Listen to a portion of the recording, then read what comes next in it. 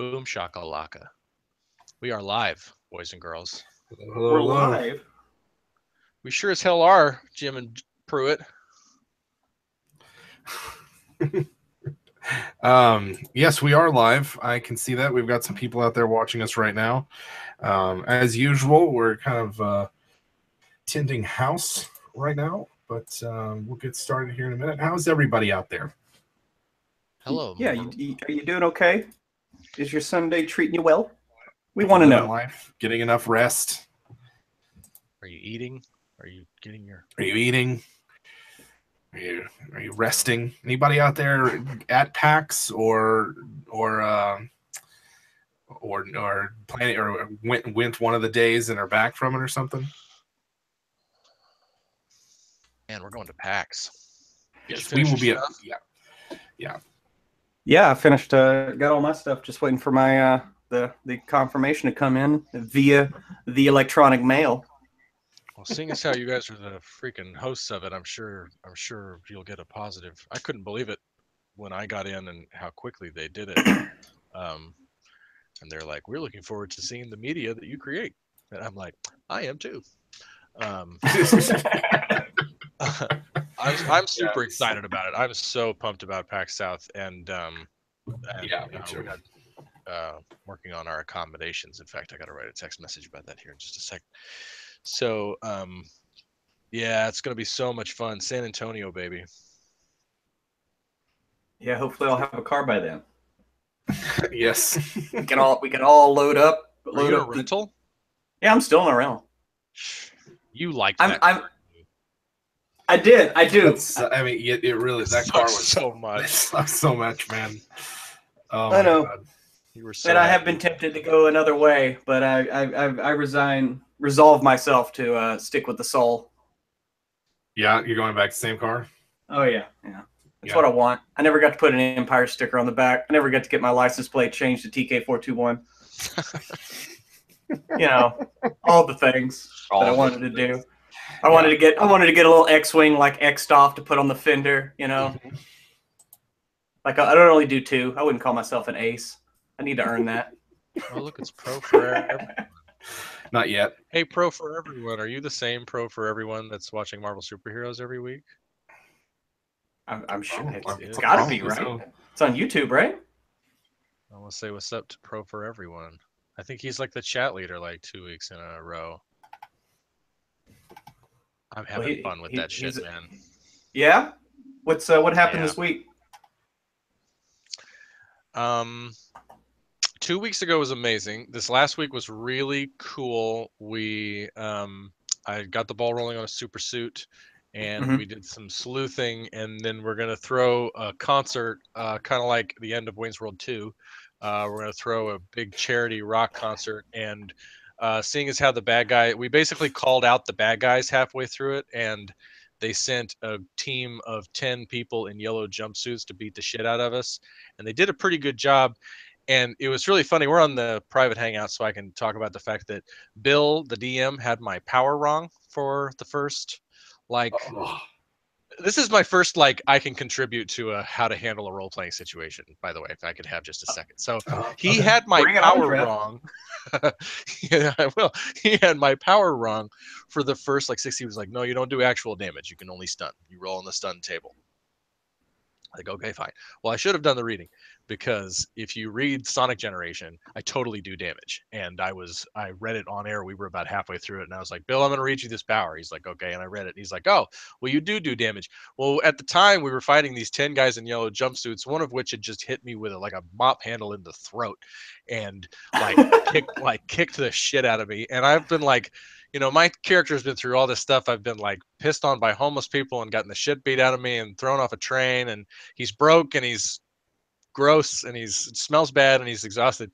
And so I decided that my character basically has this anxiety attack while he's fighting all these guys, and because they turn out to be robots. And I was like, oh, well, that's like in the Ninja Turtles when they find out that they're all robots, so we can just basically just do whatever the hell we want to with them because they're robots. So I grab one by the head. Now you're in a PG movie. That's right. Yeah, can't do real damage to real people. The sensors won't censor me if I so I grabbed one of them by the head and I just started screaming at this robot and smashing his face, and they were like, "Trevor, you okay?" And I'm like, "No, broadcast has clearly maybe been crying. He's got his eyes are red and he's not doing so hot." And so I told Bill, I was like, "I think that it's like Dumbo and the Magic Feather. Like I could have done damage the whole time, but I just unlocked it today." You know, you're starting to believe in yourself. It's like, yeah, that's my thing. It's like, okay, well, if you've got the power wrong, let's work it into the story. I've like come over a hump in my superhero career where now I'll tear you apart with my voice. Yeah, stomach blast. Fucking Black Bolt, man, I love it. Yeah, I'm having a lot of fun with it, so it's good times. It was fun this week. I watched a lot of I've been watching so much more like Dungeons and Dragons and role playing online now. It's like pretty much the only thing I watch anymore. I got to catch the finale of Dice Camera Action, the one that they did live from Brooklyn. Yeah, they need a proper sound guy because they were having some real troubles. Lots of pops and mics not working. It made me feel good. It made me feel good for the audio troubles that we have. You know, it's just like it's not just us. Yeah, we don't own the copyright on that shit. You know, it happens in Dungeons and Dragons as well. I don't know what's going on out there. I'd like to get a feel. I know we don't have a full house right now. We had sent out an announcement earlier this week about the Hangout, or last week about the Hangout, and I don't know how many people ended up seeing it. So this might be kind of last minute. But just get a feel for like what's going on out there. I mean, obviously, we do these things to connect with you guys and see what questions you have. So feel free to chime in. There, once I figure out how to properly create a Patreon post, and not send out the exclusive Discord invite to everyone who's following the Patreon. We'll get that up and running. If you're already in there, I think there's like 4 of you guys in there already. Don't worry, it's the same one where I just created a new link, so the old one wouldn't work anymore. So there is that. It's great. It's a week. The hellscape continues. Here we are. Hellscape simulator that we live in. Oh, I know. Let me tell you, we've had the biggest week in WebDM history. If you look at the for real, yes, sir. Well, hot damn. Ever had. Well, son of a bitch. And our subscribers are just really jumping. We're already past 65,000, and we're already to 65. We're almost to 65,500, right? Let me double check that. Well, son of a bitch. 65,300, and I watched it roll over 65 last night before I went to bed, and so it was like 65, like 11, and yeah, it's just been a huge week. You know, it's that, just to talk YouTube for a second. You're seeing that November bump. So there's everybody on YouTube kind of does better in November. I don't know if it's because school's out or people stay indoors or whatever, but people watch more YouTube in November and December than they do most of the rest of the year. And then we had that huge show on alignment. The alignment show is it over 100,000? We're at 98,000 views right now with Jesus Christ, over 2,000 likes. And so we just had this smash hit video. I thought it was dead though. Alignment's not. No. No. Okay. Would you see that in a video somewhere? I don't know. I didn't see a video. I guess there is a story behind that. Cody did approach me. Cody Lewis of Taking 20. Of course, we worked together on Saber Dice, and he asked me, he said, would you guys be upset if I did an alignment show? And first off, like, we don't have a monopoly on alignment shows. And I come from a background where you cite and reference and refer to each other's works all the time. So I was encouraged to see that the conversation continues, even though I think wrong. Yeah. So there we have it. There it goes. Well, I just cut it. It's the second week in a row where I've decided at the last minute which show I'm going to cut, because I'm looking at these 14 shows we shot, and I was like, well, what do I want to do? Because we don't have like a set schedule right now. Like, I didn't know until about 6 hours before it came out about this new one, about the philosophy episode. You saw the chat. I was like, I don't know what show I'll cut. Maybe I'll cut this one. I almost did, you know, and even slapped it together a little bit. And I was like, no, I really want to do the philosophy show because it's so special and it's so funny and it's so damn smart and it's really uniquely you guys and us. And I knew what to do with the intro. And so you're just coming on the back of like 2 really hot or 3 really hot shows. Death did okay. Death is almost a 40.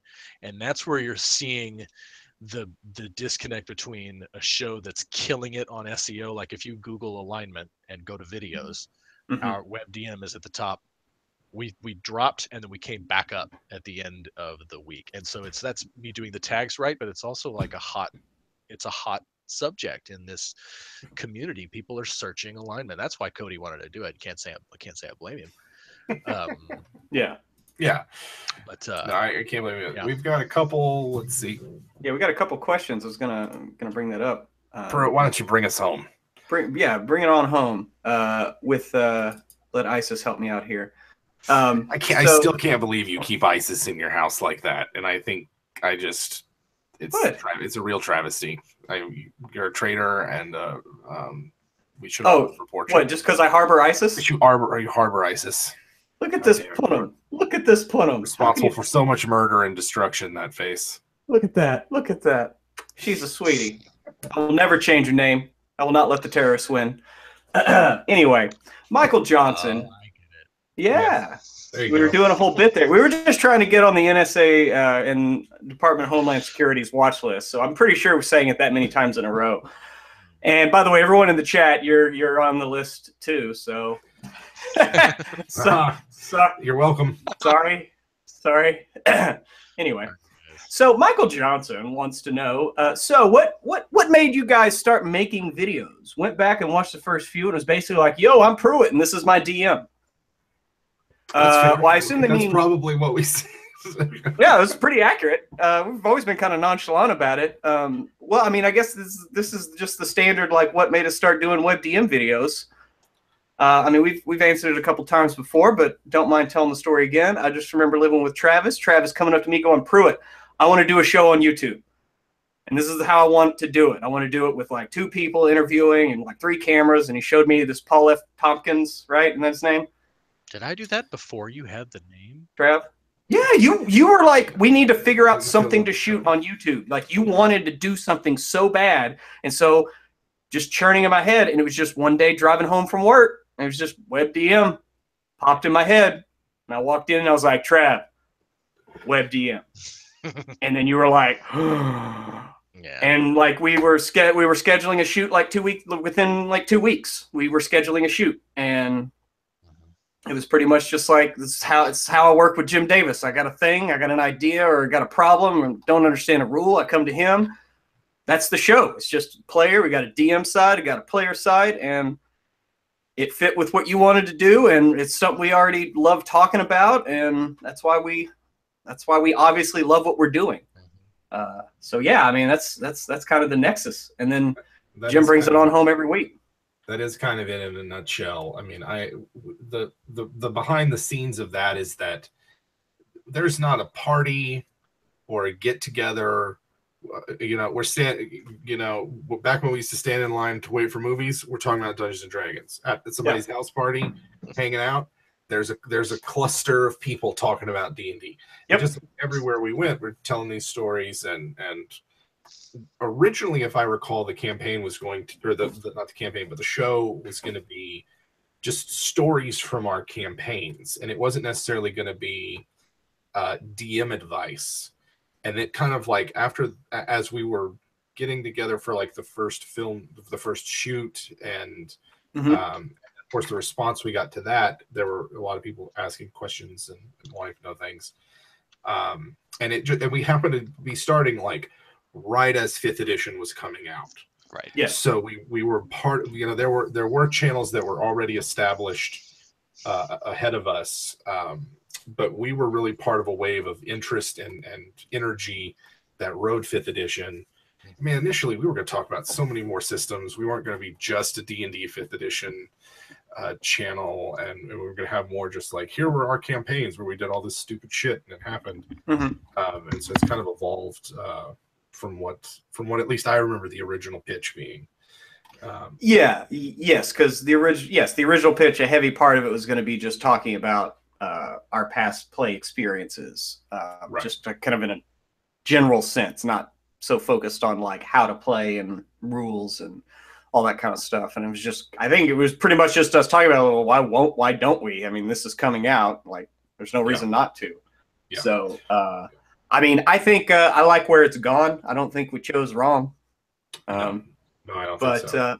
I do love the expanded format of the Patreon and everything. I think it's going to give us a lot more opportunity to talk about various things, kind of get to those things, and maybe keep the Wednesday show focused on D&D. I mean, we'll still branch out. I mean, hell, we've done shows on Numenera and Warhammer, and I mean, I guess it's in a lot of ways, you know, my I was thinking about this the other day.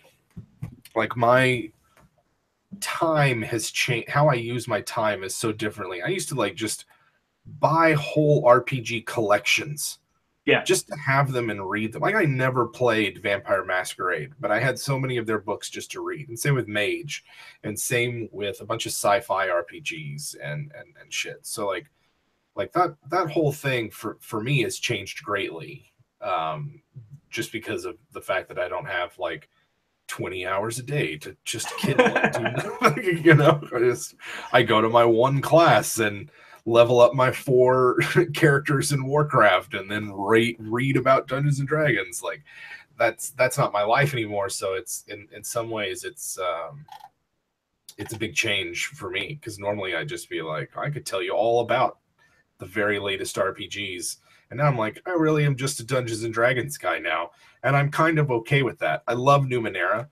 We'll play it occasionally, but it doesn't have the gravity of Dungeons and Dragons. It doesn't have that pull, you know. Yeah. Well, I wish it did, because I'd really like to play some Numenera again. Would like to play. There's a ton of shit I'd like to play. I'd like to play Blades in the Dark and Dungeon World and a ton of other stuff. I'd like to play a bunch of different types of Dungeons and Dragons. Anyway, so yeah, the Patreon podcast is where we'll, I think, get to more of that stuff that we originally envisioned. I think we got Crumpler64 has said, what's your call on players wanting to switch out spells in a campaign? I'm assuming you mean like for bards and warlocks and sorcerers that like pick. Those that have to pick. They have to pick. I mean, clerics and druids, they just get their list, and wizards get all of them. I mean, they can do that on level up, when they level up, if I'm not mistaken, right? Like, anytime they level up, they can switch out a spell. Is that a house rule for us, or is that No, that's the rule. Like, when you level up, and I believe cantrips too, you can, I think, or no, I'm sorry, invocations for warlocks. Invocations you can switch out. But I don't think cantrips, I don't think you can switch those out, which I think that's I don't know. Statement, Pruitt. You better bust out a rule book for that one. What, the invocations? Yeah, I don't know. Well, I only say that because after one of our I think it was on Patreon, we were talking about warlocks, and somebody in the comments was like, you can switch out warlocks on level up, and I went back and looked, and sure enough, it's in there. For real? That seems like one of those things that make you lock in. So I think for me, I obviously have no problem with it. We've done that before. I know we have. Yeah, we've done that. We've done that before. We also have just, even when it's not level up, if it's just like, or if it's more than one spell they want to switch out, I've done that as well. Particularly, it's like, I've never, you know, you approach me as a player and you're like, yeah, I've never used this spell. I've not found an opportunity in which it's useful. I don't see myself really wanting to use it. Why'd you take it? I don't know. Like, I will definitely be like, yeah, you can swap that for something that you think is more appropriate or more useful, just because for those classes that only have a set number of spells known, it would really suck to have a spell you know that you never cast and you just can't see yourself casting. So right. That's kind of where I stand with that. I'm going to be right back. Pruitt, where are you going? Did your cat shit? Did he leave? He left us. So it's a solo project now. Oh, there he is. Oh, hi, Pruitt. Hey, how's it going? What you doing? I had to know, so I had to go pick up a book. People in the chat are saying that you were right. I was just surprised. I'd figure invocations would be treated differently than spells. Yeah, Isis did take a shit. We've had some. No! I'll let you know. No, they just shit before. Luckily they got it out before the show started. So yeah. Egypt of Israel says hadn't gotten a link for the new Discord. That's because I'm focused on this right now. It will be up. That's my bad. Roll that natural one on creating that post right before the thing and sent out a huge email blast to like everyone that follows Patreon. So it's created, it's ready. There are some people in there who got in with the first invite and are hanging out. So it exists, I promise. There's that. Let's see. We just had a guy. Pro for everyone. You're right. No. Yeah. Yes. We also have Austin F. So Gyx has accepted Jim's invitation to Game from Beyond the Grave. What edition and campaign setting do you present him with? Would you rather play or DM? I think gosh, I would love to DM for Gary Gyx. I think that'd be super fun. But I think for real, I would like to play in his Castle Greyhawk. Like whatever version of D&D he uses for that or used for that. That's what I would do. Because it sounds like really fun. And can you imagine Gygax DMing Tomb of Horrors? Yeah, I think he'd be pretty ruthless about it, and yet his own players beat Tomb of Horrors, right? Oh. Like, you know what I mean? Like the people that played with him and were part of his group and knew what was going on, they did it with like 150 orcs that they commanded to flood the place and set off every trap, or they did it by going in, realizing it was a death trap, and then leaving. In which case, in Gygax's mind, they beat the dungeon. The point of the dungeon is to get tricked into entering into it, right? Only to get to the very end. But like in the Return of Tomb of Horrors box set, he has this whole forward where he talks about ripping up people's character sheets and insisting on giving the mailing address of their home DMs so he could be like, you can't use this character anymore, right? Where he basically says like, I didn't, as presented originally, the Demi-Lich was unbeatable. And all the different weird ways when you look through that, casting this spell on it takes off 5 hit points, casting a shatter on it takes off 10. Like all of those different ways are ways that players he ran for at tournaments successfully argued to hurt the Demi-Lich. And so, but yeah, the whole point of Tomb of Horrors was to kill your character. So if you left, then you beat the dungeon. Yeah, you live. And so, all of his players, would he be proud of 5th edition? I mean, I think he'd be proud in the sense that people are playing the game he helped create. And if there was anything about Gygax that I've never met him, I've never really talked to him, but just observing his behavior in the community was that he loved the act of playing Dungeons and Dragons. And the fact that 5th edition returns to that rulings over rules mindset and empowers the DM to run the game that they feel most comfortable running, I think he'd probably be on board with that while he's running original D&D whatever it is that he ran for his table. So yeah, that's probably what well, you described a DM that you used to have as recently as kind of DM who you better bring it on. Like, you were talking to Sean McGovern about this. I was cutting this podcast. But how ruthless he was, and how you better have a character who's ready for anything and can be prepared for anything. Would you say that was closer to a Gygax style game where it is a life or death, coming to get you kind of a thing? Would you say it was a more strenuous environment when he ran it? It seems to me from reading his accounts and from the accounts of his players, because a lot of his players in those early campaigns went on to work for TSR. They were involved in the hobby. They wrote about their experiences. One of his sons runs GaryCon, which is the big show, the one that's in his sort of his honor. It seemed like to me that what he did was presented a puzzle or a challenge and then acted as the neutral referee. The term dungeon master doesn't show up immediately in Dungeons and Dragons. It's originally called a referee, and it's only until later that it becomes a dungeon master. And so I think referee is the key clue here, in the sense that that Gygax himself is a neutral arbiter presenting a challenge that he came up with, but in the execution of it, it's like, no, the dice are we're going to roll the dice to see what happens. None of this is going to be on my whim. But that it was also a challenge of wits. You were trying to outwit him. He was trying to take things from you. That's why Fireball destroyed items, right? That's why he apparently he would gleefully tell a wizard all the things that they destroyed with the fireball that they just launched. Some people didn't like that style of play. They said, well, I should be able to use my fireball consequence free.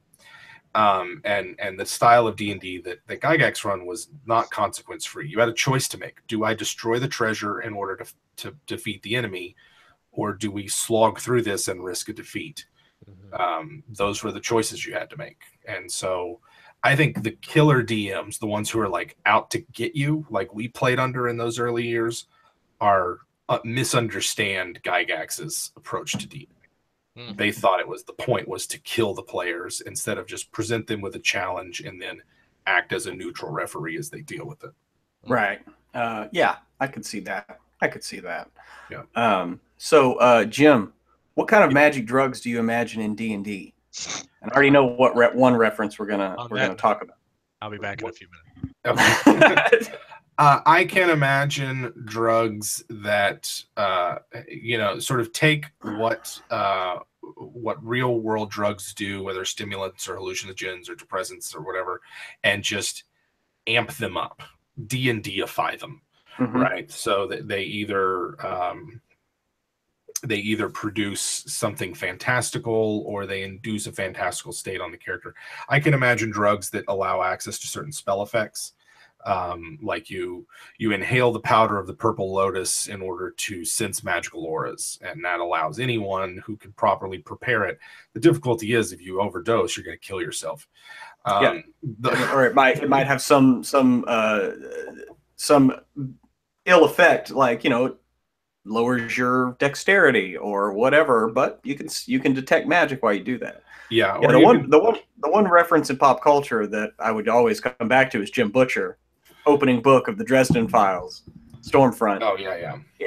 There's a magical drug called Third Eye, and basically you take this drug and you have true sight. So imagine just a normal commoner with true sight, and you're walking around seeing the freaking auras of everything, the trees screaming on the siding of houses that they were cut down from wherever, shit like that, like the most awful shit possible, and just normal people like that being cracked open in their brain.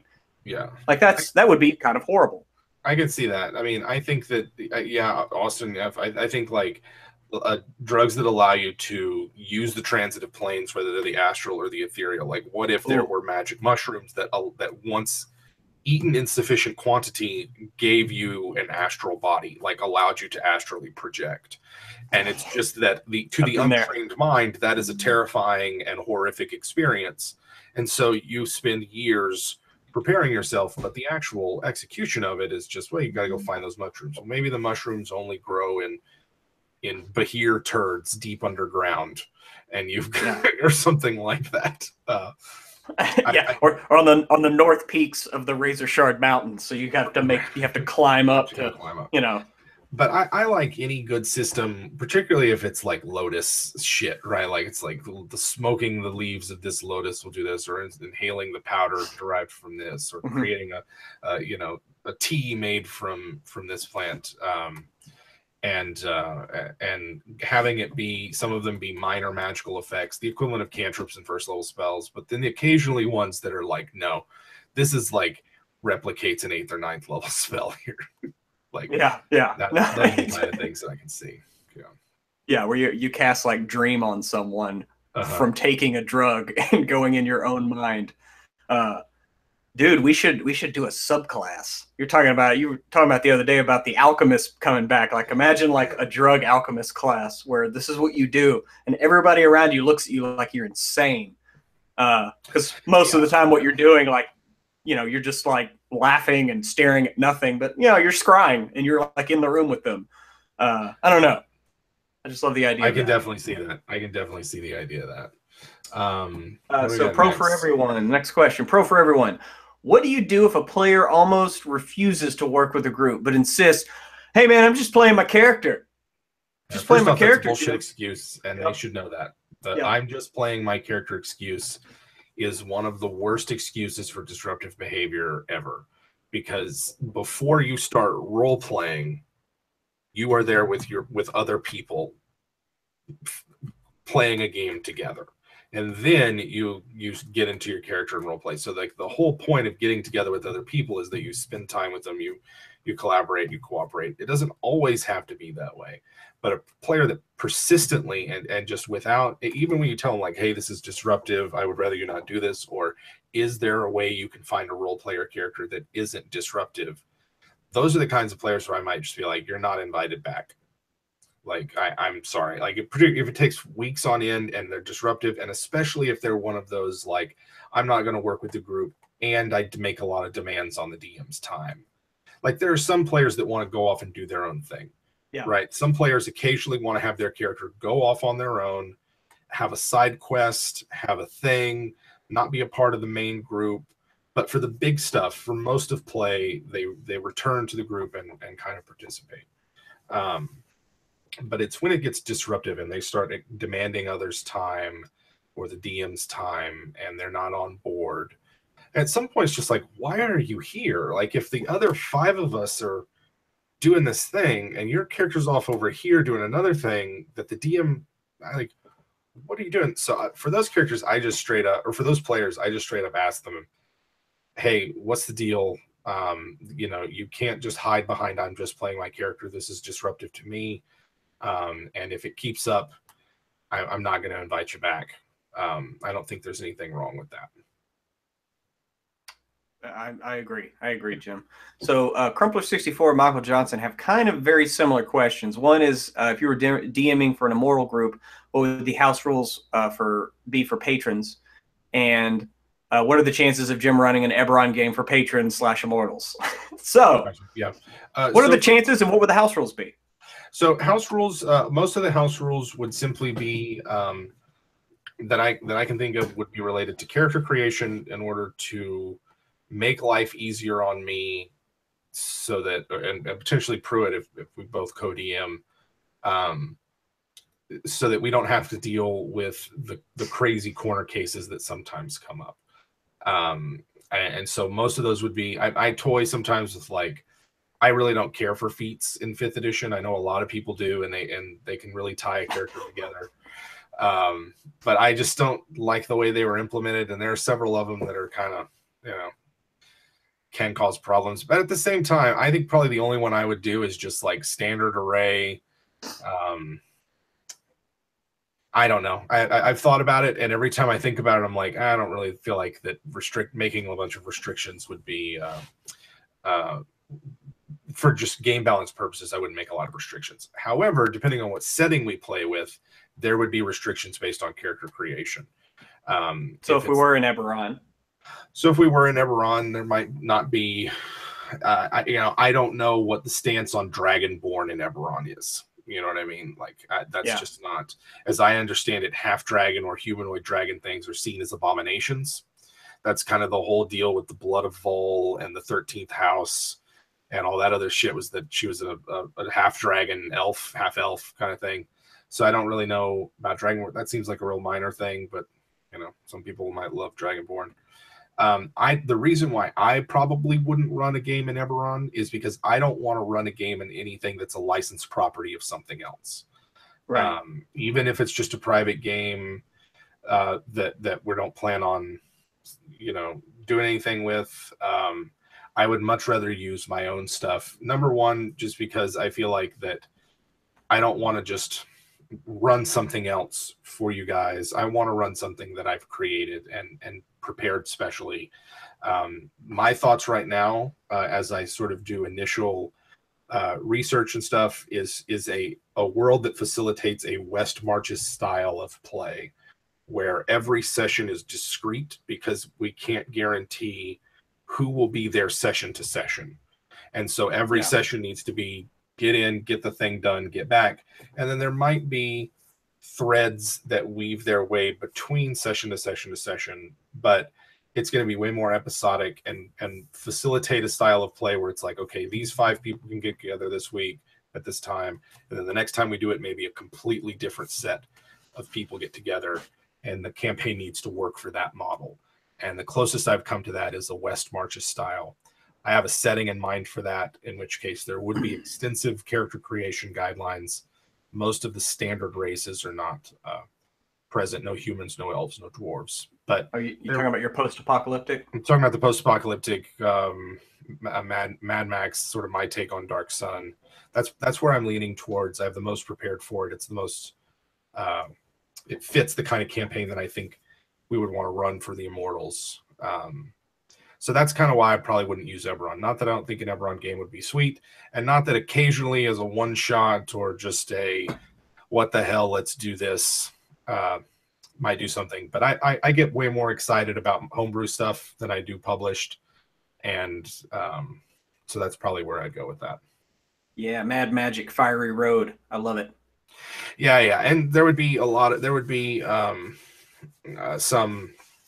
be house rules there, right? Like, so in the campaign setting, there are certain types of magic are restricted depending on what part of the campaign world that you're in. And like I said, obviously the standard Tolkien style races are not around. They're either extinct or driven off the world. So let's see. So that's kind of that. We have any other questions? Yeah, Blizzard 13. Why do players hate churches? Every church or religion I introduce in my games, players immediately become suspicious and treat them as threats. Am I just playing with a bunch of fedora lords? Yeah, it could be. I have a gut reaction to that. Like I bet they hate churches because they probably hate church in real life. Like, they don't necessarily, right? There's plenty of very religious people that play Dungeons and Dragons, and I don't see a conflict between Dungeons and Dragons and religion. But if we're going by stereotypes, a lot of the people that play Dungeons and Dragons are not people that tend to be welcome in churches. You know what I mean? And certainly not the kind of church I remember from my childhood. And so that could be, I find you could ask the same thing, but instead of churches, you could say figures of authority. And I personally, I've never had an NPC who was a duke, a king, an emperor, a bishop, or whatever, that the players secretly didn't roll their eyes about behind the back, completely ignore what should be a lot of built-in, in-setting, in-game authority. I think it's just the fact that at the heart of it, people play the game to kind of, for a lot of different reasons. Some people play it to escape. Some people play it to connect with friends. Some people a mix of that or something else altogether. And introducing things like a religious authority into a setting that's non-antagonistic, you have to do it with a way. You either have players who are going to accept what you're trying to do and say like, yeah, I'll find a way to make this work, or there's nothing you can do, and they just need to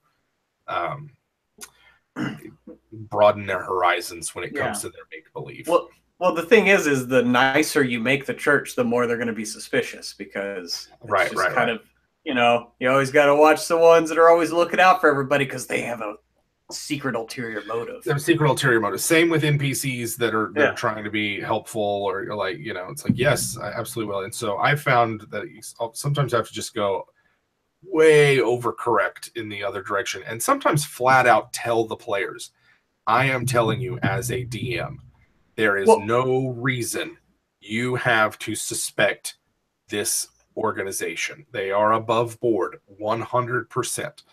And even then, you're going to get players who don't give a shit. Well, Jim, an example from our play when I was running my Spelljammer campaign, with Templeton Ledbetter, the head of the Silent Eyes, your contact in the Silent Eyes. You suspected him the whole time, and I can't tell how many times I was like, Jim, he's telling you the truth. Every time you're like, what do I sense anything? We give an insight roll. I'm like, no, he's being above board. He's always been straight with you, and you suspected him like almost. And finally he won you over, and I forgot when that's the thing is he had to win me over. Yeah, and that's and so that's I guess but that's a good point, because there are sometimes where suspicion of an organization is a valid role playing choice. Yeah, and the character might have a very good reason to be suspicious. Oliver was the same way in Saber Dice. If anybody's seen Saber Dice, this first season, Cody's character Oliver is extremely suspicious and has every right to be. The party is dealing with a shape-shifting, mind-reading demon, and there if anything, there was not enough paranoia, in my view, going on in that game. But just that's fine. The game turned out great, despite the lack of paranoia. So sometimes it's a valid choice to say, yes, I'm suspicious of this. But other times I think if it's like whole groups of players or whatever, Blizzard, I might just ask them like, hey guys, I'm trying to include a diverse and multi-dimensional world here that features a lot of different things. Religion's a big part of Dungeons and Dragons. Many classes are based around religious belief or faith in the gods. What's the deal? Like, are you guys just hate churches, and should I stop trying to introduce these things or only use them as antagonists? Or is there a kind of church that you wouldn't see as suspicious? I might just ask them in a non-confrontational way and be prepared if they're like, yeah, we just don't like church, to just not include religious organizations in your game except in the background. That might be an outcome, and put that creative energy somewhere else and take some of those ideas that you've been using for your religious organizations and put them into non-religious organizations. Yeah. So Austin F wants us to all three create level 3 characters and have a showdown at the end of the Hangout. So what do we? Okay, we could do that. It would be really boring for y'all to watch. It'd just be us working Trav through making a character. Oh yeah, yes, yeah. Okay. I will make a character. I'll make a 3rd level character. Yeah. Okay. Maybe we'll do that for next time, and we'll have a battle royale. Do we need to make them on stream? I don't know. We could do. Maybe we put that to the Immortals to see if that's something maybe we could do for next time. Gosh, a level 3 character. All right. Yeah. So everybody would have their archetype, but not that level 4 ASI. So we'll be right in between Steve and Billy in season 2 of Stranger Things. Yes. Because Steve is a 2nd level fighter, Billy's a level 4 fighter. Because he has more hit points, he can make 2 attacks around, and he also has that ASI for strength, which obviously is stronger. So. Anybody out there watching The Punisher yet? Anybody seen Punisher? That's going to be right after this. Seriously, man, they buried the advertising for that. I had no clue. I didn't even know it was coming out. After a couple of events of the last few months, I can see why. Yeah. Yes, I can see that as well. It's the Punisher. I'm not going to spoil anything. We're just talking about the Punisher in general. It's one of those things where I think that the public perception of mass gun violence has changed over the last year or so, and the Punisher commits acts that when we see them on television are like, these are tragedies, this is horrific. Punisher's just like, just let me shoot you all over the place. Like, I don't even need to. I just shoot all of you. Shoot all of you. It's really cool though. I like it. I like it better than Iron Fist. And there's in the 2nd episode, there's a really cool fight scene that anyone who's a fan of hammers is gonna love. Yeah. So that's my that's what I'm doing right after we get done with this. That's the rest of my evening. Yeah. I'll probably get to episode 8 or 9 by the time I go to bed tonight. Oh God. Anyway, Defenders worth it? Should I watch Defenders? It was fun. If you've seen the other ones, you should watch Defenders. But I like Defenders. I mean, I get why some people don't like it, but I mean, I liked season 2 of Daredevil. There's some that didn't like that.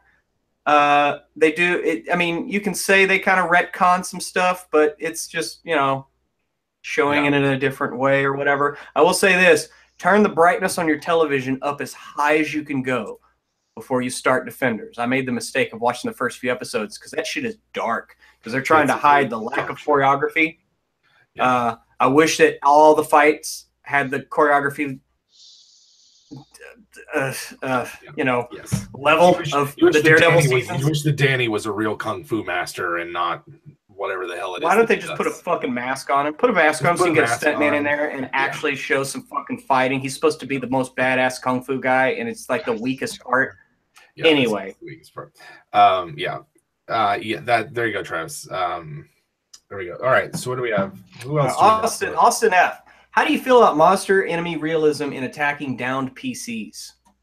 If appropriate, I can see that. You know, if the PC in particular had a strong grudge against that enemy, if that enemy is in a berserker or a frenzied state and might like make one attack against the downed NPC as kind of like a finishing move before moving on to the next one. There's no other enemies around. If there's no other visible enemies around, this is why people that love to play ranged characters and sit 200 feet away with sharpshooter are not being a good members of the team.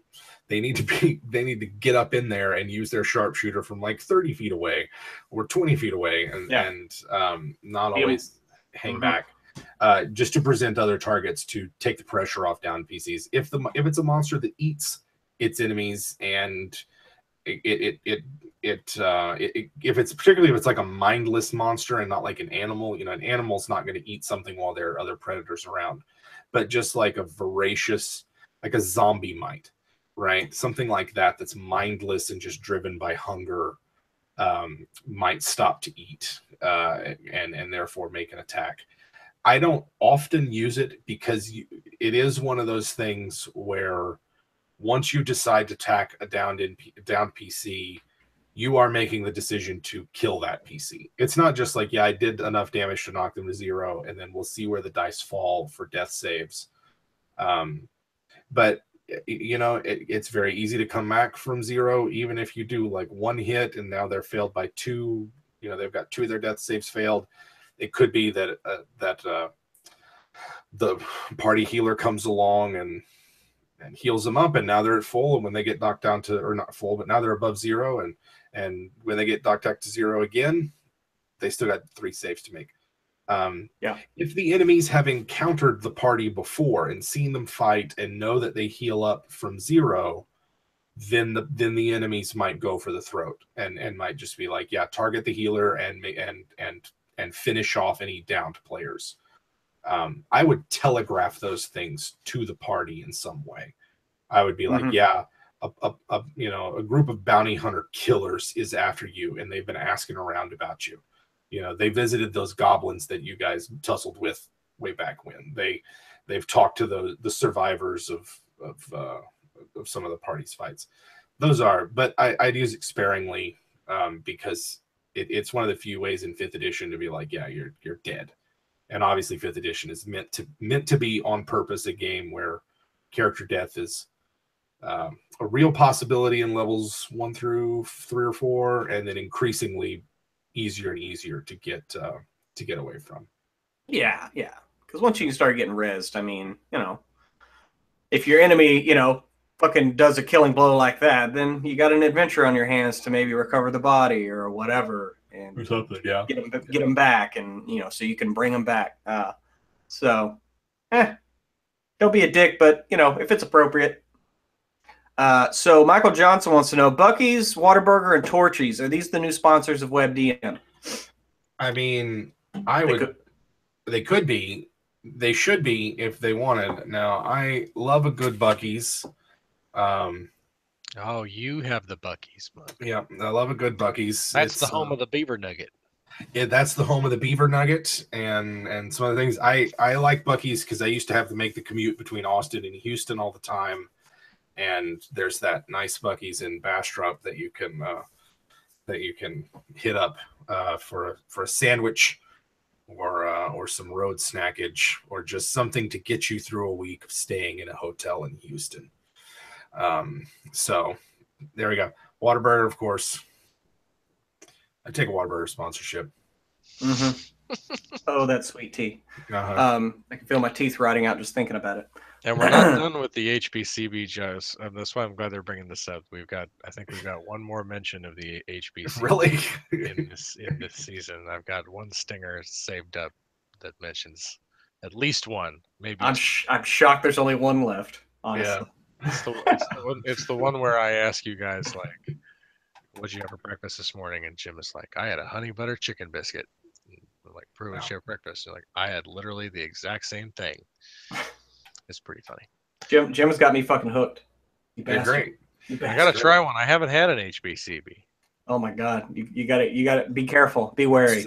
So the backstory, apart from the HBCB being a good backstory, they entered my life because I used to help kids write college application essays, and one kid wrote a college application essay about how much he loved honey butter chicken biscuit and how he would go at like 6 a.m. and eat the honey butter chicken biscuit in his car, but it was written so beautifully and so passionately that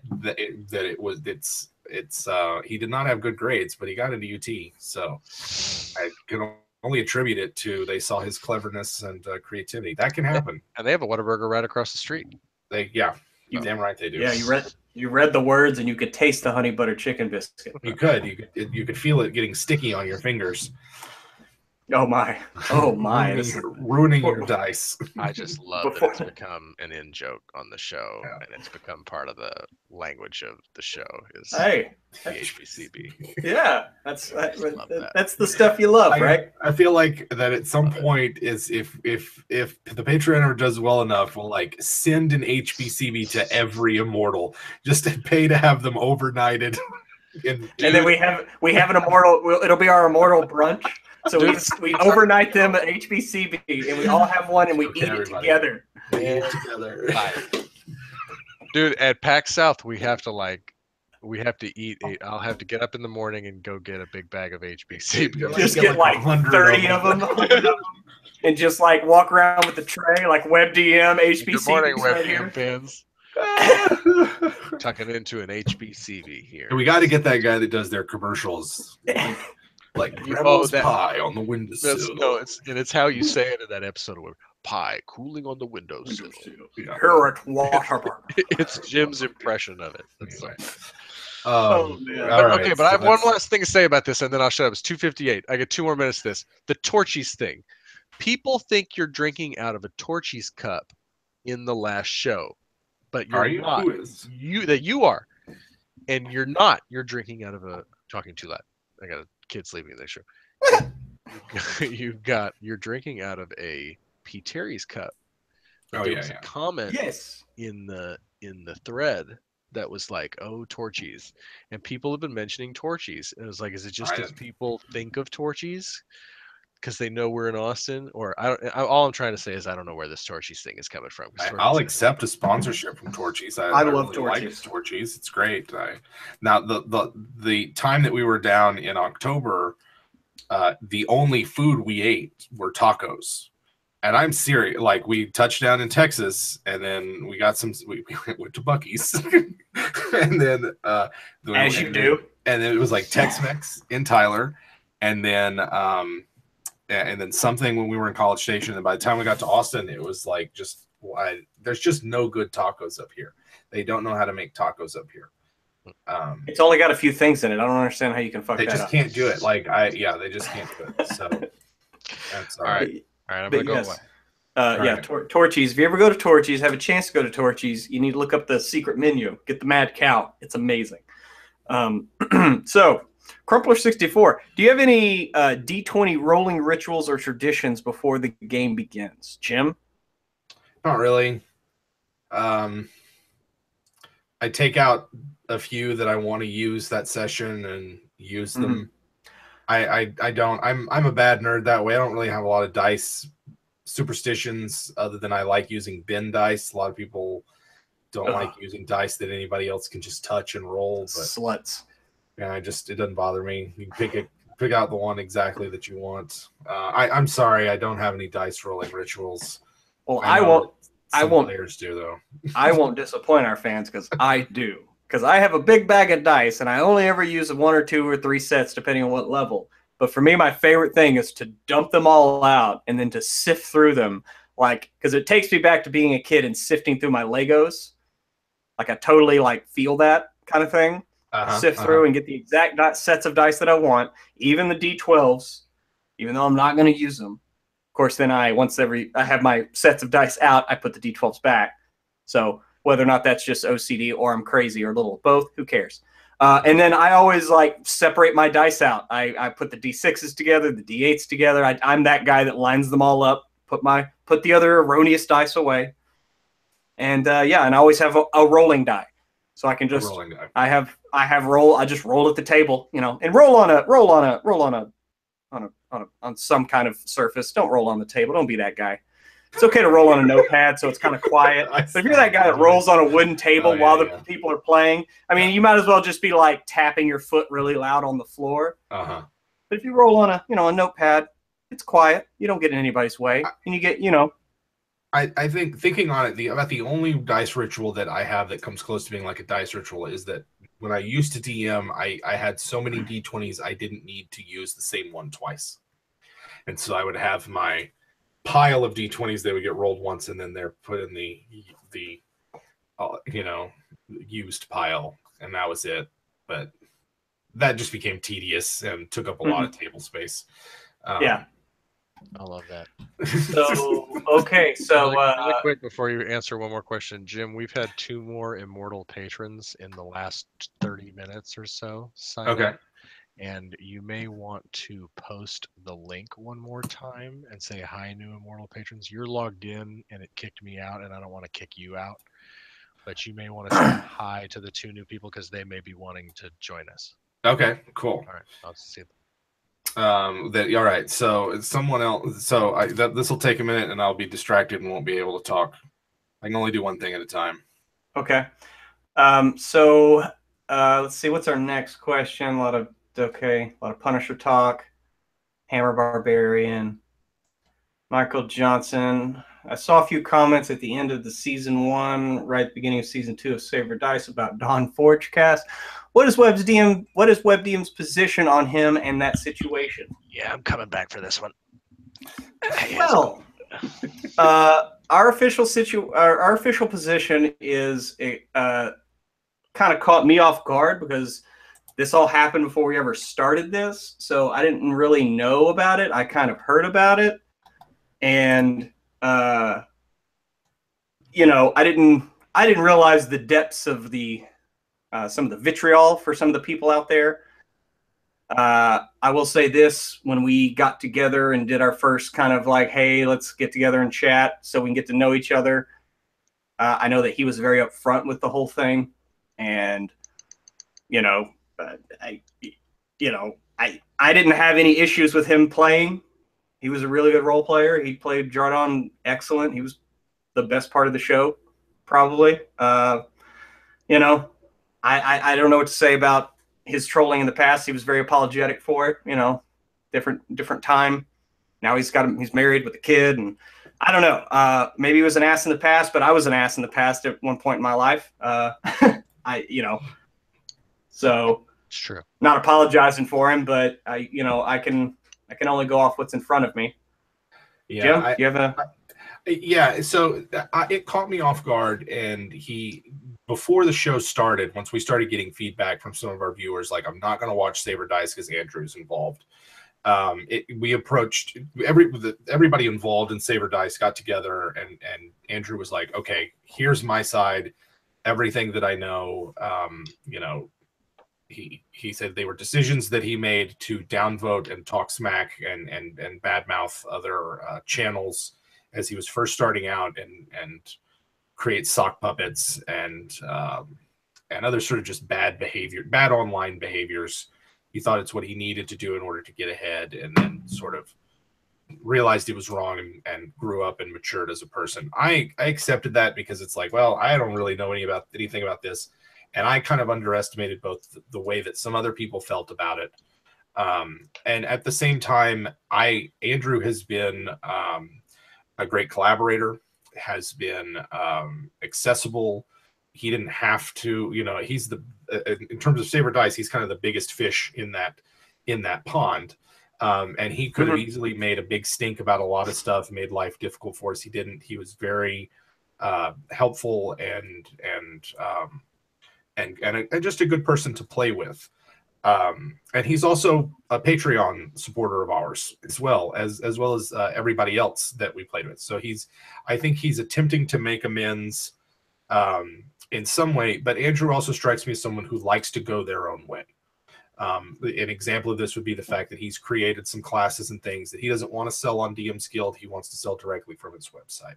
And I get the impression from Andrew that he's very much an independent-minded person and likes to do his own thing. So our WebDM's position on him is that it's unfortunate what he did, and that kind of behavior online should be discouraged. But we also believe in second chances, I guess, for things like that, and that if you demonstrate that you've shown some remorse and are trying to do better, then that's okay. But at the same time, for the people who have a strong problem with it and who are like, hey, we just don't want to watch Saber Dice because he was involved, I'm not. You'll never find me arguing with them or telling them that they shouldn't do that. That's their thing. Right. Yeah.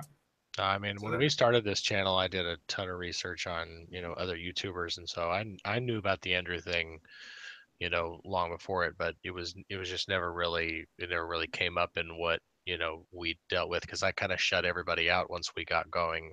I kept an eye on Nerdarchy and a couple other things, but I don't consume a lot of and I don't know about you guys, but I don't consume a lot of YouTube D&D YouTube stuff and outside of the core stuff.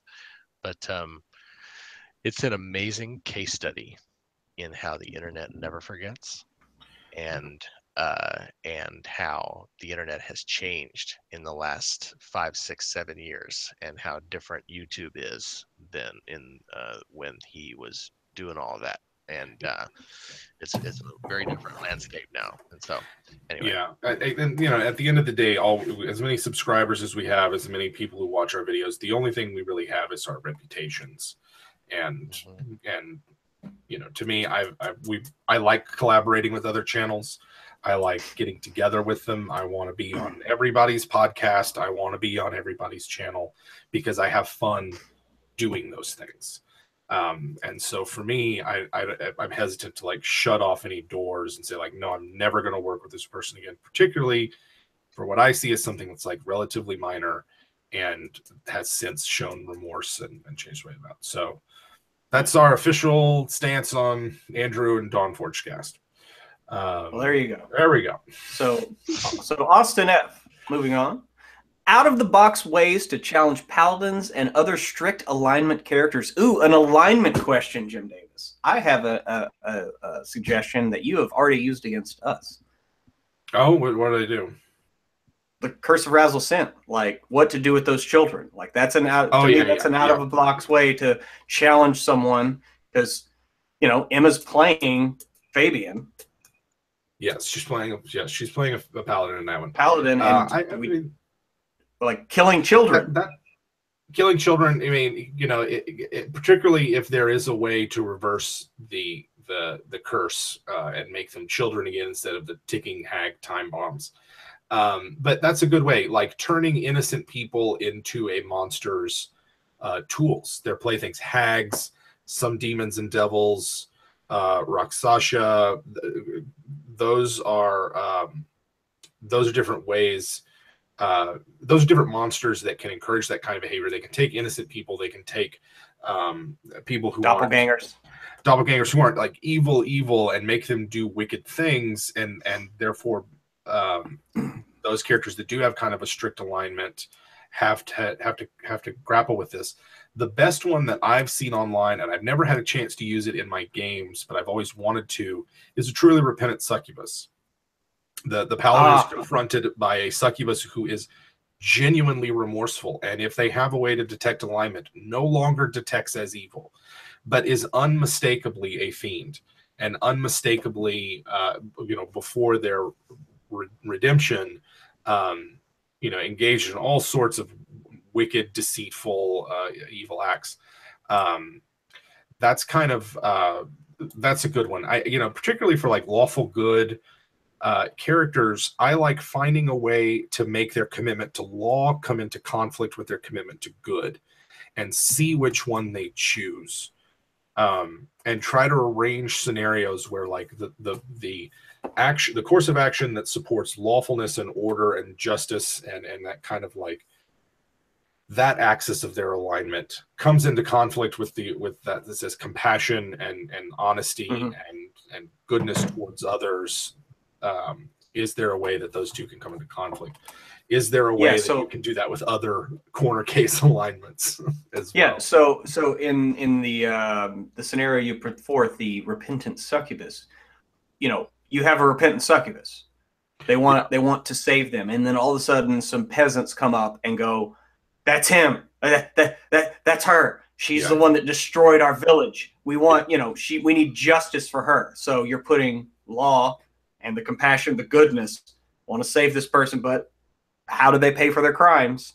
How does that work out? You could do the same with chaotic good in a situation of like a war scenario or something like that, where the calamity and chaos and collapse of order that accompanies, rampant warfare should be one of those things. Like, the chaotic character doesn't see the need for sort of like formalized structures of law and order, more free thinking, freewheeling, but obviously a state of chaos and disorder like warfare, endemic warfare, runs counter to their commitment to the most good for the most people, compassion, and helping out the downtrodden. So I look for those things. If they have those strict alignments, then chances are they're one of those corner cases. Is there a way to put those two alignment axes against one another? And then just like the other way you can do it is by presenting monsters that don't adhere to their alignment in the monster manual. And it's like, okay, the paladin or the other character has a strict code they have to abide by. Perhaps it's based on their alignment. These monsters don't, and they're living under a reputation for evil, but not necessarily evil. Yeah, that'd be one way. Well, there you go. So, pro for everyone. My Silver Dragonborn character rolled on the Xanathar's chart and got a lover was secretly a silver dragon. How would you, I'm going to assume, handle this and the potential children this might entail? Interesting. Yeah, okay. So, a dragon, the Silver Dragonborn has a...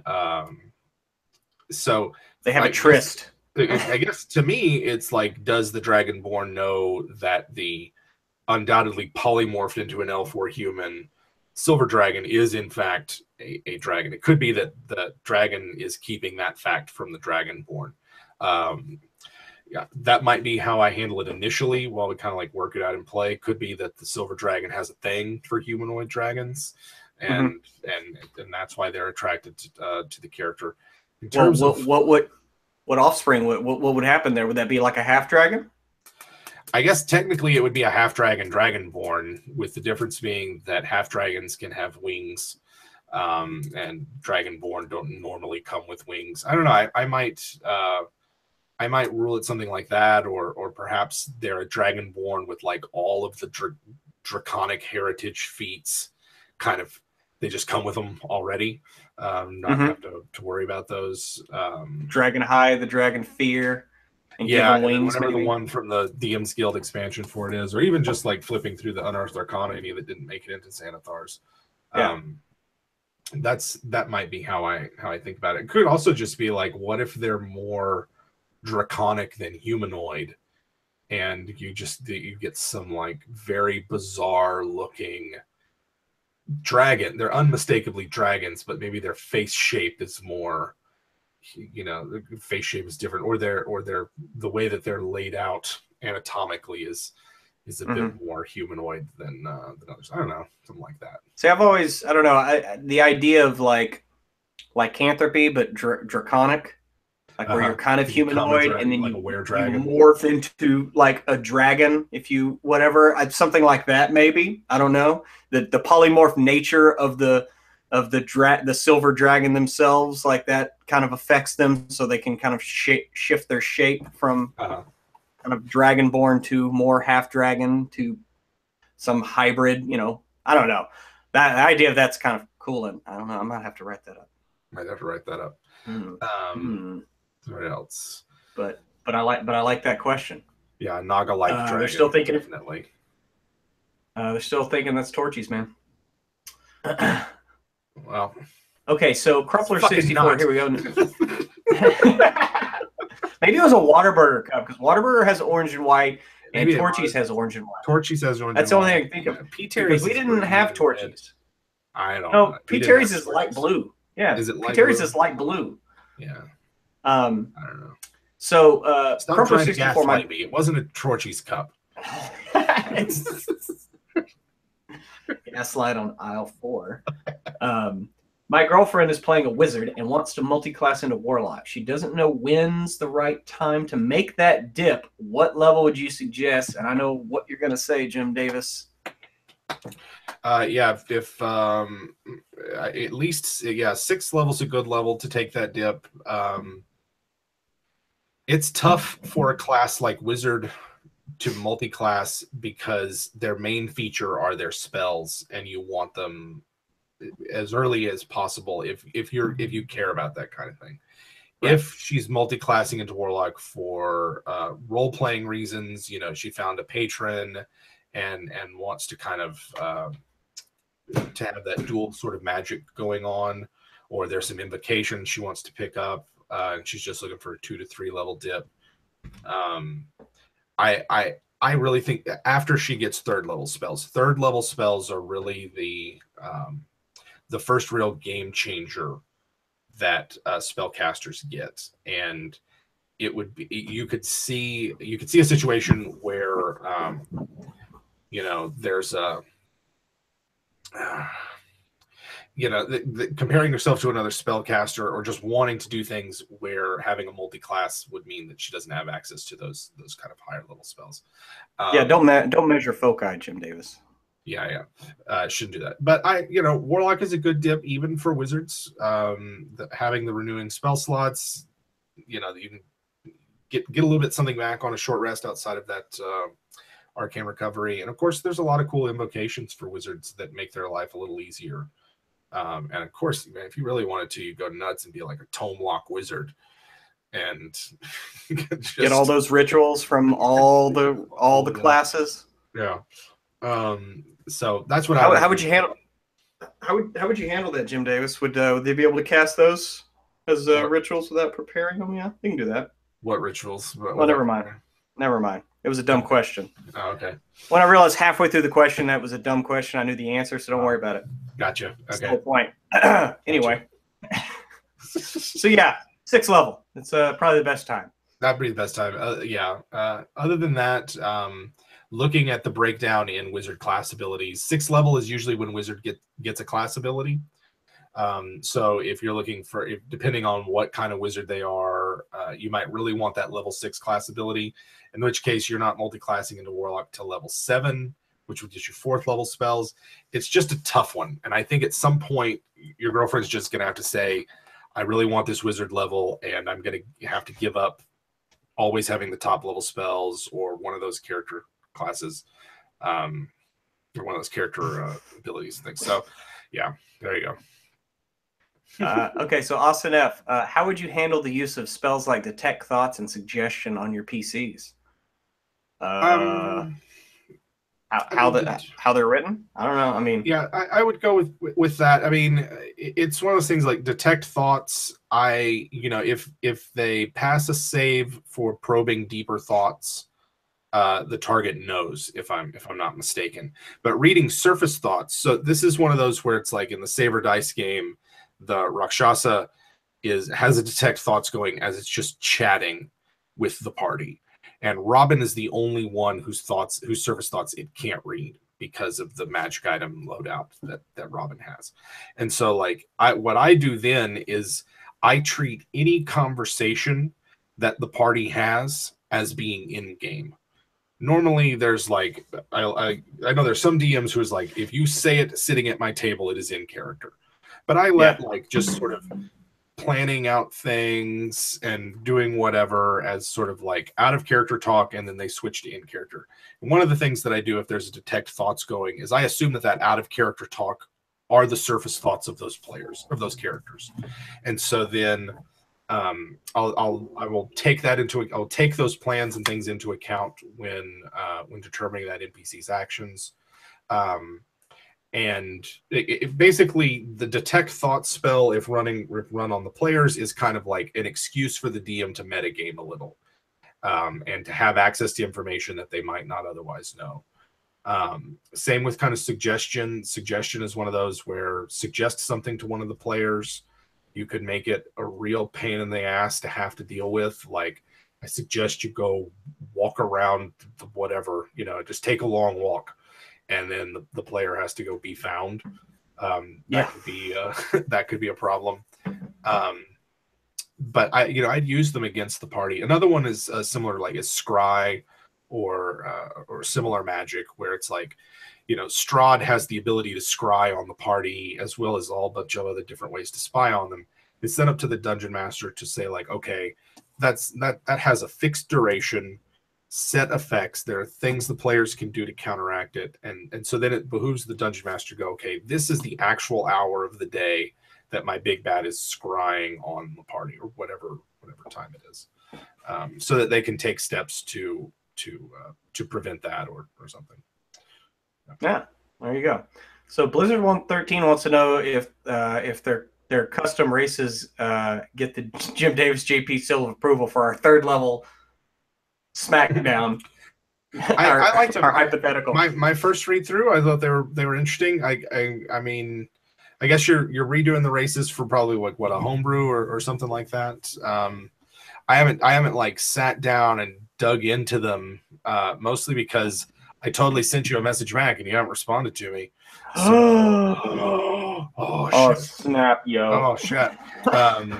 But I like them. I mean, I like any kind of like customizing races to fit your campaign world kind of stuff, just because I like that kind of thinking. I'm, and want DMs to do that more, to like own those things more for themselves. And I'm a horrible person, and I have not yet reviewed them. Have I gotten them? Where did we get them? Where were they sent? They're in our Patreon email.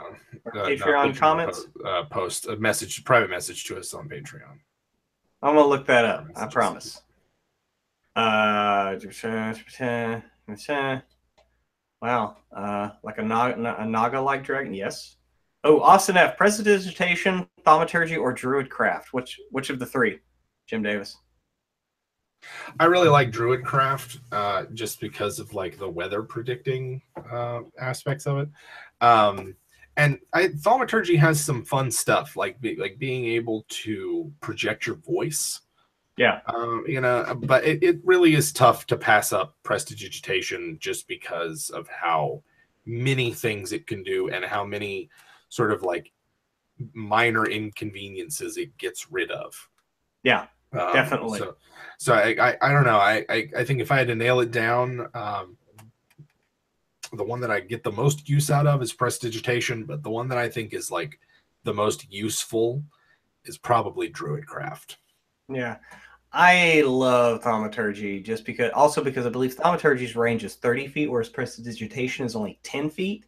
Oh, yeah. So you can kind of like, and the fact that you can do that whole like single noise from some direction, and the fact you can do it 30 feet away versus 10 means it has a little bit more use when you like want to distract guards or do whatever.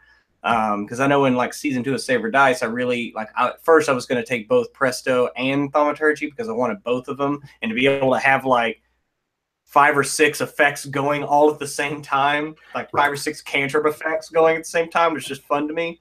Yeah. But I had to drop one because I wanted a different damaging spell other than Firebolt, so I took Hand of Radiance. But it is a toss up between Presto and Thaumaturgy for me. Gotcha. But just the breadth of utility that prestidigitation has, I think it probably will win out in the end. Yeah. And we had a confirmation that it is P. Terry's. Michael Johnson reviewed the footage. So we got a footage review on that. We got an instant replay review on that, and instant replay. The call is overturned. It's so anyway. Michael Johnson wants to know what's our PAX South plans. Are y'all going as WebDM or just as folk? I think we're going as WebDM folk. We're going as WebDM. We've applied for our media creator badges. Travis has gotten his. We are waiting on confirmation for mine and Pruitt's. And I think probably my brother who does our social media stuff and helps us out on the shoots. Probably the four of us. I would love to have some kind of get together either after the convention or wherever it is that we're kind of staying to hang out to play like some real life game, like actual table games with you guys. It's going to be a busy weekend for us because we are also obviously we're going to be at PAX. I have no idea what PAX is going to hold for us. I'm doing my best to get invited to all of the big parties that accompany these things because that's just what I want. That's part of it, right? That's part of it. So we're going to set aside some time to hang out with our Patreon supporters, specifically Immortals, and certainly like there's nothing that stops you guys from like hitting us up on Twitter or something during PAX South and being like, hey guys, I'm at PAX South too. Where are y'all at? And we can be like, hey, we're over here by this booth or that thing or whatever. And just like meet up and hang out for a while at the convention. That's why you go to these things. I'm going to do as much gaming as I can and hopefully have some, I don't know. I've only ever been to a couple of other conventions, and the last one that I went to that was on the scale of something like PAX South was years and years ago. So it'll be a new experience for us, but we will definitely let you know what specific plans we have as it draws closer. All righty. So Egypt of Israel wants to know what changes would you make to the soul knife to make it a more melee combatant. I feel they need an extra attack. Yeah, I can see that. Because they don't get the extra disciplines that everybody else gets. Yeah, they don't get the extra disciplines. I kind of feel like that Soul Knife should have been a discipline that an Immortal or a Nomad can take. Or I mean, really any, but Immortals and Nomads would do better with them. That's kind of my thought. I like the idea of a soul knife. I like the idea of it, creating a psychic weapon out of nothing and everything.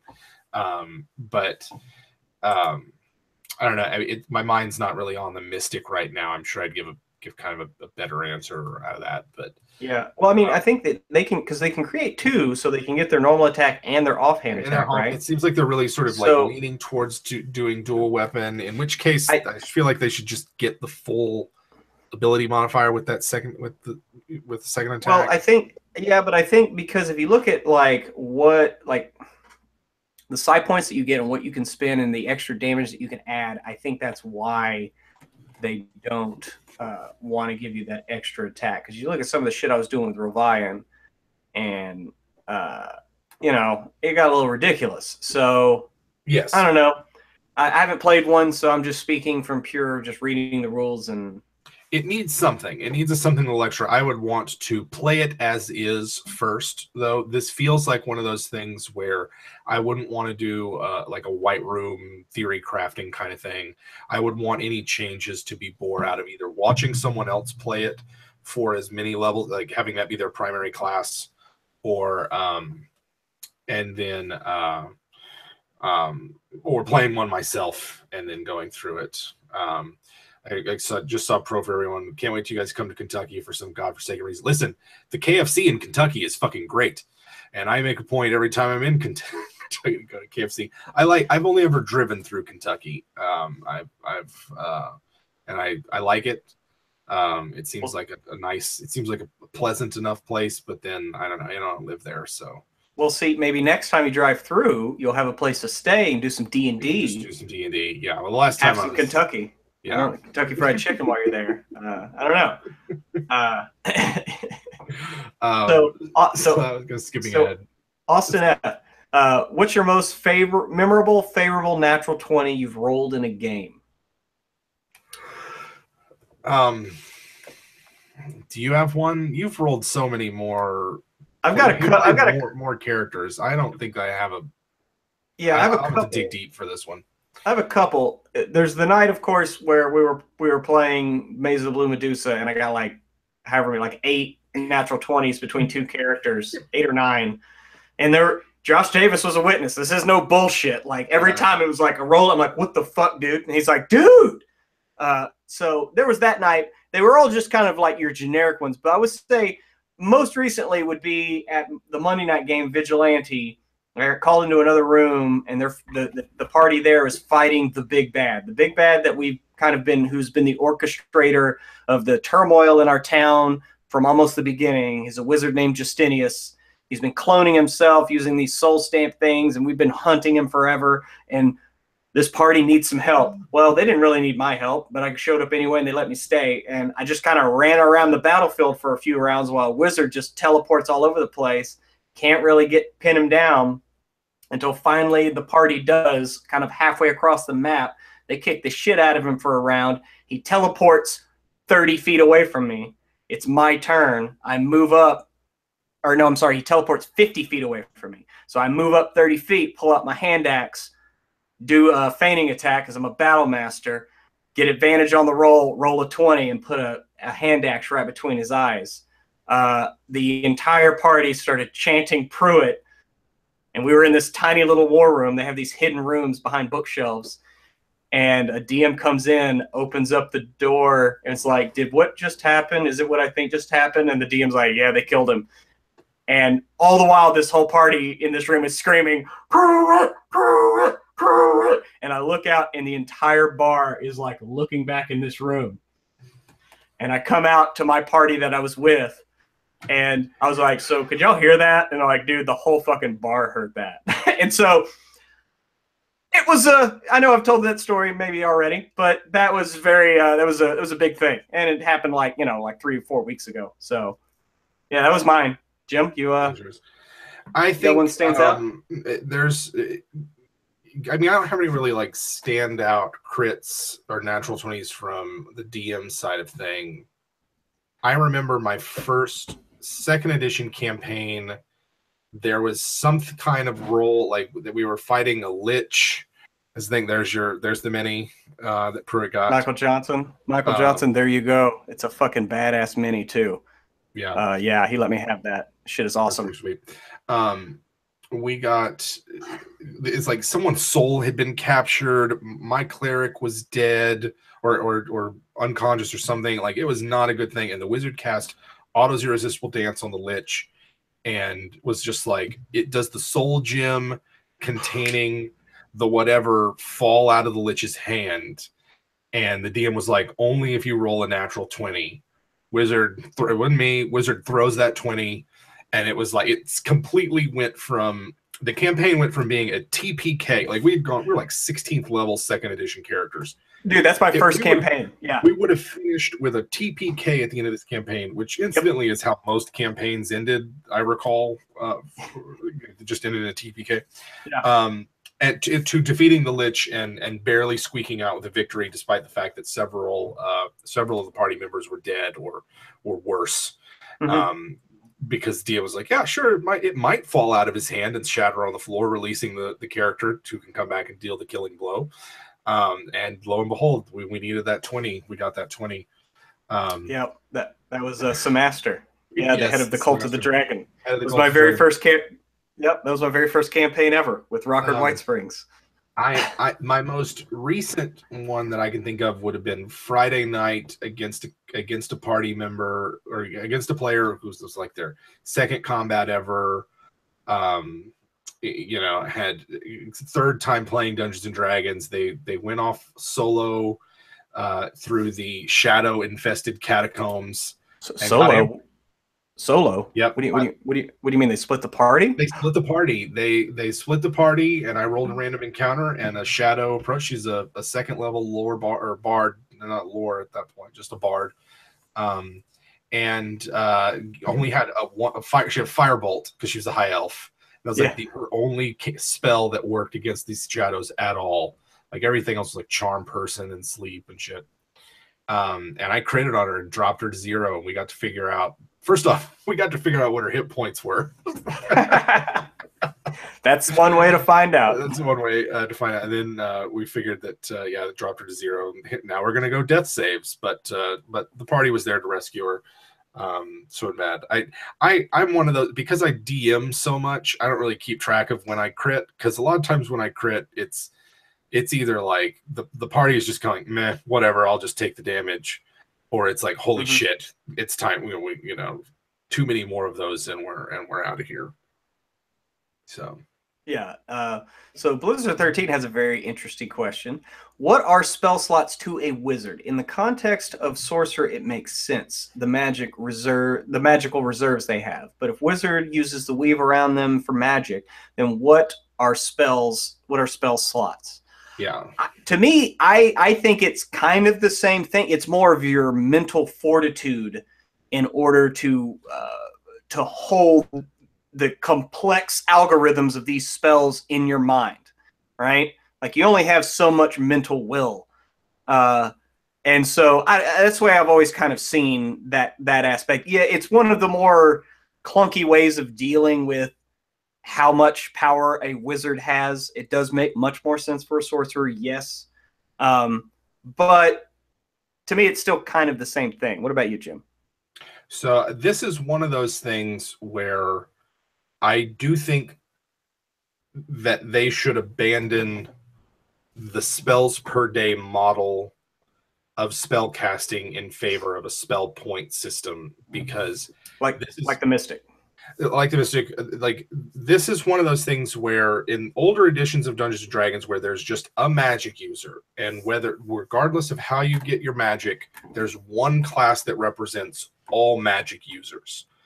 And they have a spell book, but where that magic comes from, the source of it, how they got it, is going to be different for everyone. And that comes, of course, from Jack Vance and having and the way he described how spells work for the wizards that live in his Tales of the Dying Earth. So it's kind of like the way they describe it is like the most powerful wizards can contain in their mind 3 to 4 magic spells, because magic spells are these living things, and they prepare their spells by sort of like reading the spell in a book, kind of half casting it, and then holding on to that exact moment of when it's about to be cast. They trap it in their mind and then release that magical energy as part of the last moments of casting a spell. And in earlier editions of Dungeons and Dragons, that's how magic users prepared spells. It took 15 minutes per spell level per spell to prepare your magic. So a high level wizard who casts all their spells, it might take 2 or 3 days of doing nothing but reading your spell books to get all of your magic back. And the reason why is because you are actually casting those spells at the moment of preparation and then holding on to that magic in your mind until the last possible moment where you use an arcane gesture or a word and it comes flooding out. That's how I see magic. That's my old school perceptions of it continue to exist that way, even though from 3rd edition onward, that's really not how magic has worked. And slots are way more mechanical than having to do with anything that goes on in the game world. We got Pruitt. So Jim, so basically, Jim, it's a version of like magical edging. It's a version of magical edging. Yes. Yes. You just like get right up to the moment and you just hold it. And you just hold it. That way it's more tantric, you know. Yes. You gotta keep that from bursting forward before Yeah. So I kind of see like spell slots. Sorry. It's all right. Spell slots in 5th edition are you might look at them as sort of like, I've called them like valences before, where I like first valence spells, second valence. It's just like another fancy word for levels. But I envisioned it as sort of the same way that an electron orbits a proton in an atom. And there's just like, as a wizard, specifically a wizard, you have this aura of magic that you can tap into and use. And as you align your auras, as you unlock your chakras and attune yourself to the magic of the universe through careful study and practice, you're more and more able to affect the magical world around you, but it's still a taxing, limiting kind of thing. And the real wizardry that existed in a Dungeons and Dragons past, it didn't have those limits, and something happened to make wizards that way. Yeah. Well, there you go. So piggybacking on that, Michael Johnson out there wants to know if we tried using the variant points spell point rules in the DMG, because their group switched over to it recently and it's incredibly freeing. So maybe we should try that, Jim Davis. I'd be willing to try that. Yeah. We would have to actually play D&D again, since we don't really get. We don't really anymore. Yeah, we don't really anymore. It sucks. You hate me. It's all right.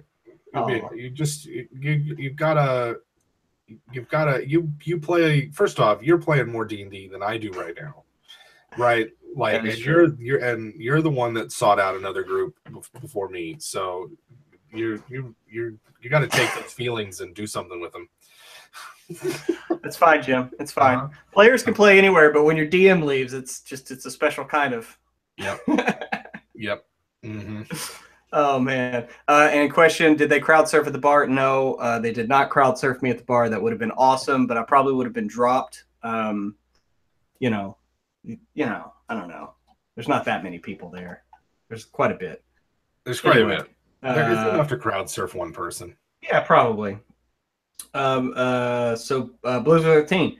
Another question here: if wizards learn their spells through hard work and study, then why do they have a spell list? Should they not be able to study and spell? Be able to study and spell and replicate it a la Lore Master Wizard?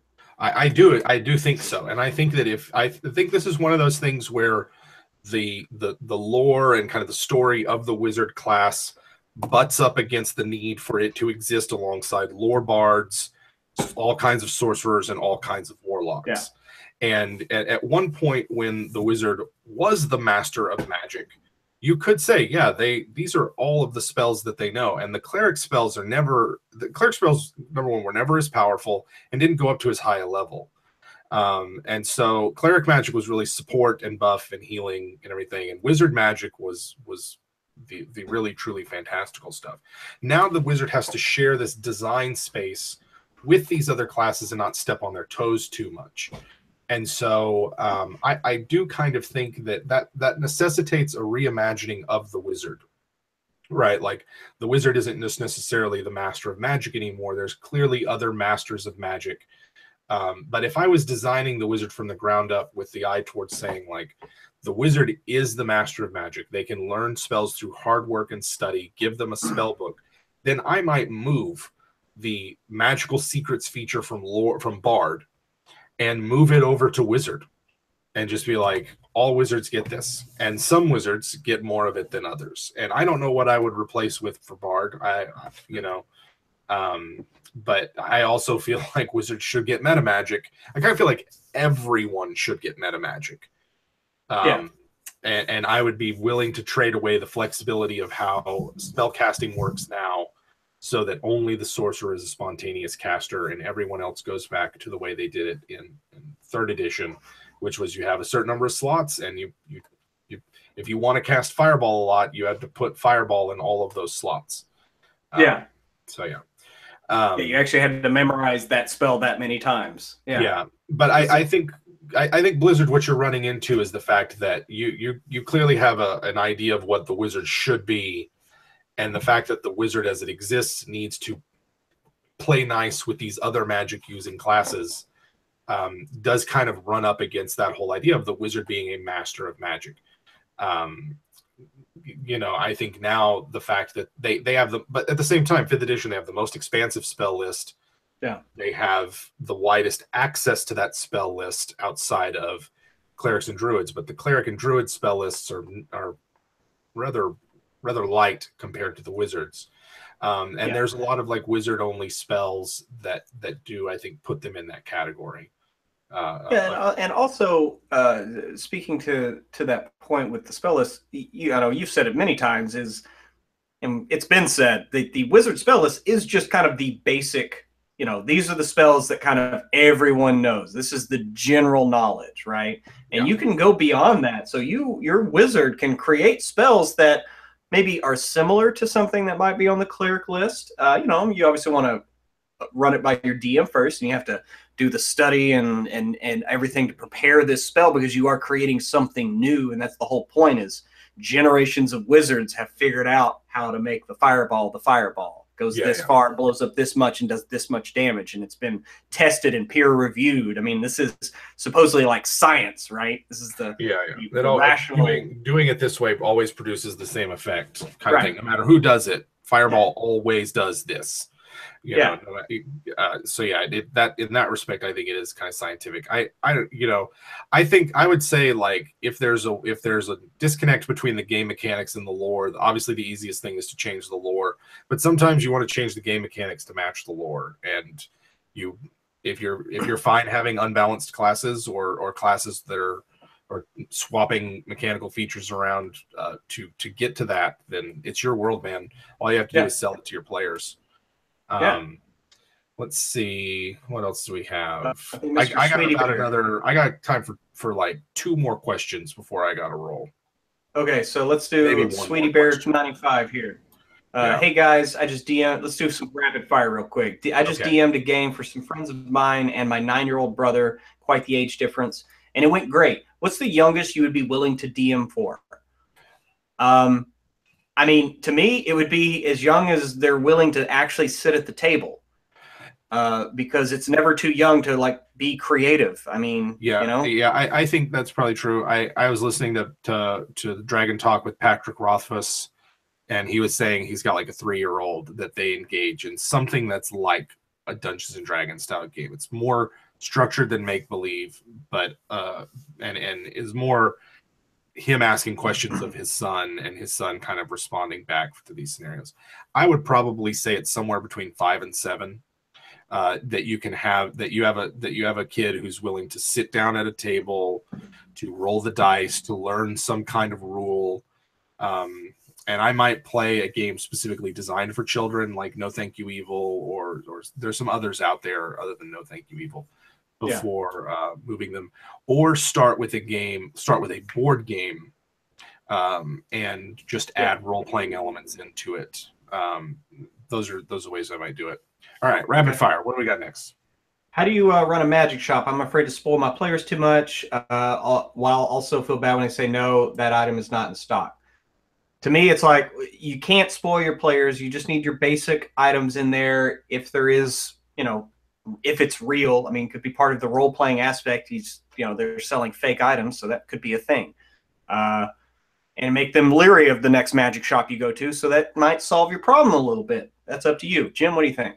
I think that magic shops are tricky, and that you can get in a situation where your players start to expect to have easy access to all the different kinds of custom items they want. And just like being able to choose your own summoned monsters, being able to pick exactly what magic items you want for your character can lead to problems that you might not be ready for. I think it's perfectly within your right to say to the players, yes, there are magic shops that exist, but magic items are uniquely crafted objects, and the trade in magic items is like the trade in high art in our world. They are unique objects.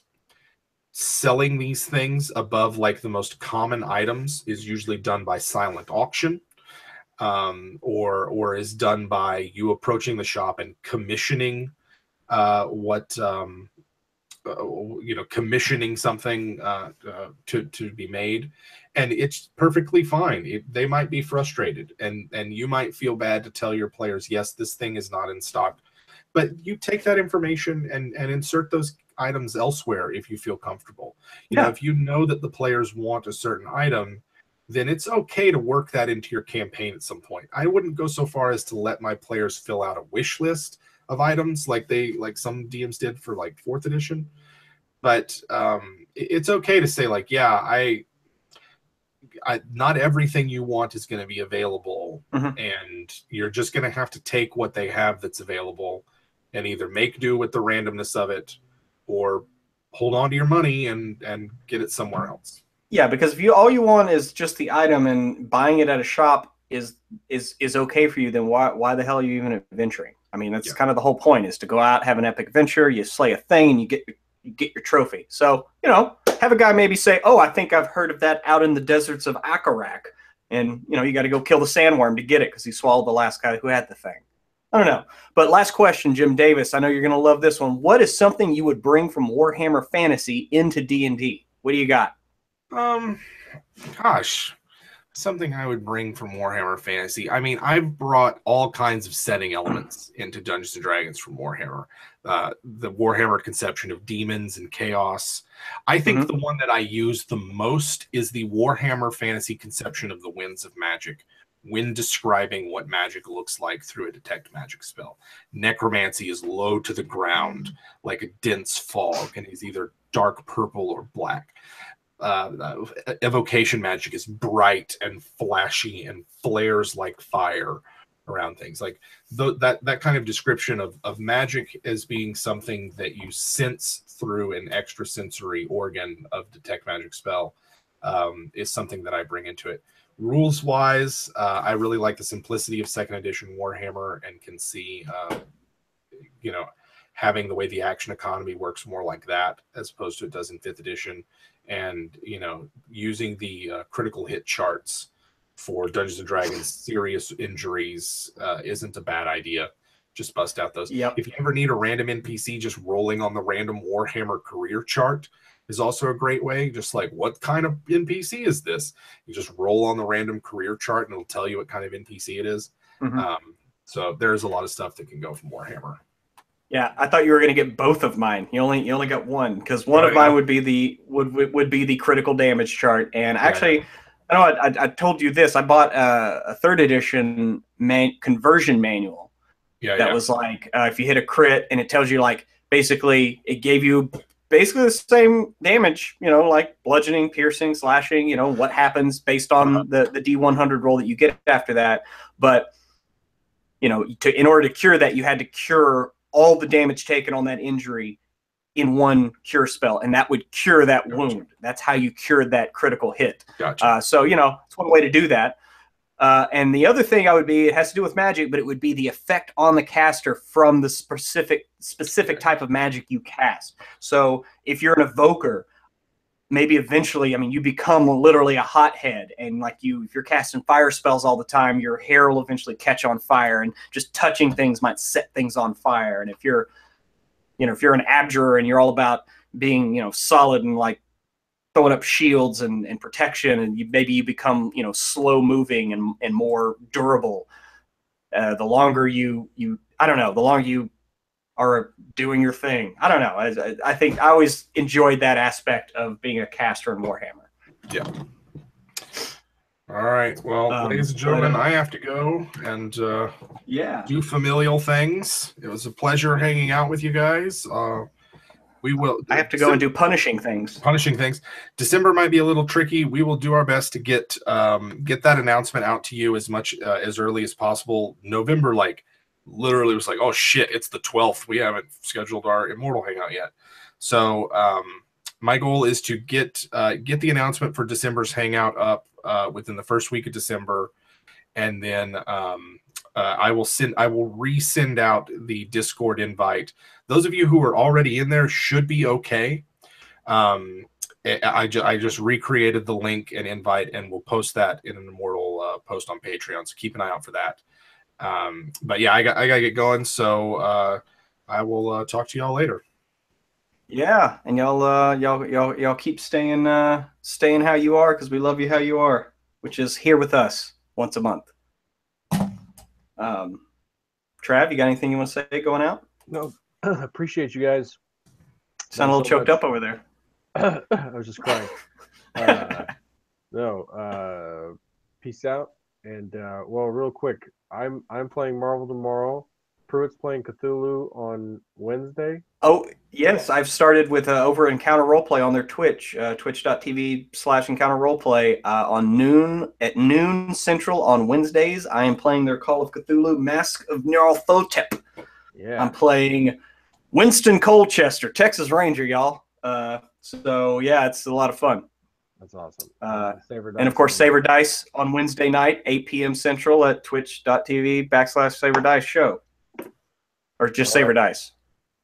That's where you can catch us. Quick plug. Peace out. Pruitt, say goodbye. Yes, we love you. May the dice ever roll in your favor. See you next time.